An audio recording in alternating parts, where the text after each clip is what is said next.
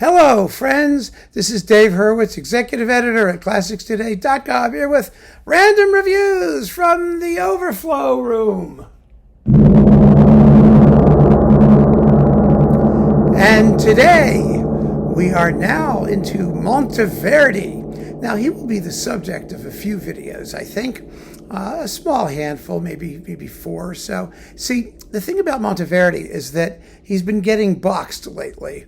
So down here in the Overflow Room, I have all the extra stuff that's not in the boxes, which are upstairs for the most part, because his output is rather easily summarized, actually, because what you have is, you have 3 operas that have come down to us, right? There's the Return of Ulysses and Orfeo and the Coronation of Poppea. So you've got the 3 operas. You've got the big collections of sacred music, basically the Vespers and the Selva Morale Spirituale, that collection, and some other things floating around. But that's basically those.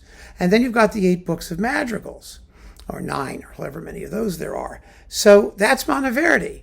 And it spreads out rather extensively in individual discs, but you can usually get a lot of it now boxed up and collected. And so down here in the Overflow Room, we have the non-box things principally, but maybe some things in boxes too. I don't know. We'll see when we get to them. First, we have Orfeo, or L'Orfeo. This is let's see, who's doing this? Oh, Emmanuel Haim. Yes, she's playing harpsichord, organ, regal, and direction with the European voices and Les Sac-Boutier and the Concert d'Astre and Ian Bostridge, Natalie Dessay, Patricia Cioffi, Alice Coote, Christopher Maltman, all these, Veronique Jean, oh wow, what a cast. Lorenzo Regazzo, really, Carolyn Sampson is a nympha, Paul Agnew, and oh, they're wonderful.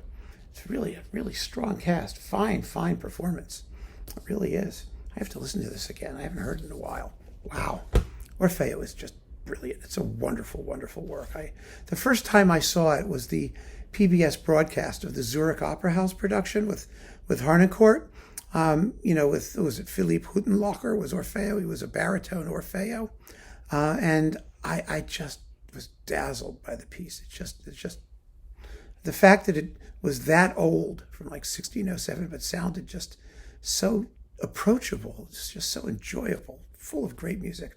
Then we've got the Madrigale Guerrieri ed Amorose. This is the 8th book of Madrigals, the Madrigals of War and Love, with René Jacob and the Concerto Vocale. Oh, this is hot stuff, really hot stuff. You get in here, you've got the Combattimento di Tancredi and Clorinda, which is that fabulous operatic battle scene thing where, Clorinda's dressed as a guy and Tancred kills her and then he laments. Oh, it's just marvelous. Let's see what else you have. There's also, I think the Ballo della Ingrate is in here, and just all kinds of neat goodies. Do we have a table of contents, or is that asking too much? You get this wonderful booklet. I guess One of the Ungrateful Souls. Yeah, that's in here. Oh, boy. Okay, there we go. Contents.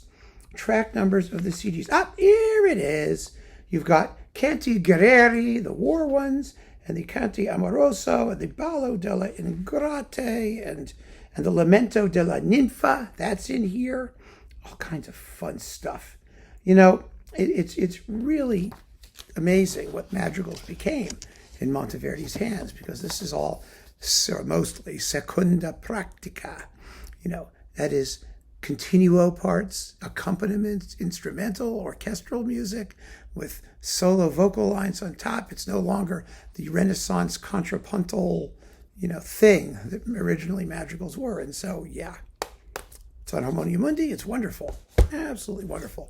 Then we have the Incoronazione di Poppea. And this is a great performance. It's a live performance on the Faro label, featuring the members of the Bavarian State Orchestra and members of the Bavarian State Opera under Ivor Bolton. Anna Caterina Antonacci is Poppea, and you have David Daniels and Dominique Weiss and Nadia Michael and Kurt Moll. It's just a great cast and a fabulously dramatic presentation of the opera. It really is stunning, absolutely stunning. And it's something I've always treasured because it's really that good. I don't know if Faro is still around. They were a label that was part of the Bavarian State Orchestra, and it was being put together. Let me see if I mention him. He was someone I knew fairly well back in the 90s and early 2000s. Who's the producer here? Really a good guy. Yeah, there he is, Felix Gargerly. I producer and editor. Felix Gargerly was his name. If you know him, Felix, if you're out there, I hope you're well. Really a good person, and he did some beautiful work putting this label together for however long it lasted. Yeah, but it's the great Poppea. Then we've got Monteverdi Sacred Music Volume 1, The King's Consort, and Robert King. I don't know how many volumes this went to, actually. I mean, I know there were others. I'm pretty sure there were others. So that's that. It's very good. I mean, it's very good. You've got a Dixit Dominus Confiteor Primo, Beatus Vir, Laudate Pueri Primo, I mean, all kinds of stuff. It's sacred. It's very sacred. Then we've got the Combattimento, again, with Rolando Villazone. Oh, I remember when this came out. Patrizia Cioffi and Topi Letipu, with the Le Concert d'Astrée under Emmanuel Haim. Here they all are.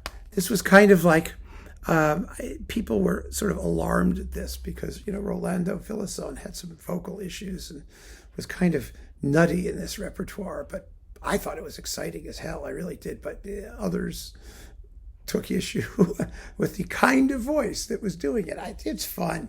It's on, let's see, Virgin Classics. Yeah, there we go. And then 2 Harmonia Mundi classics, Il Ballo delle Ingrate, which, as we've just mentioned, is from the 8th book of Madrigals, and Sestina with Les Arts Florissants, William Christie, on Harmonia Mundi, and this one, part of the Selva Morale with William Christie. All kinds of the Gloria, the 7-voice Gloria. Boy, is that special. That's marvelous. And a bunch of other goodies from that same collection. So yeah, great stuff. Monteverdi's amazing. Keep on listening, friends. There's more Monteverdi to come. Take care.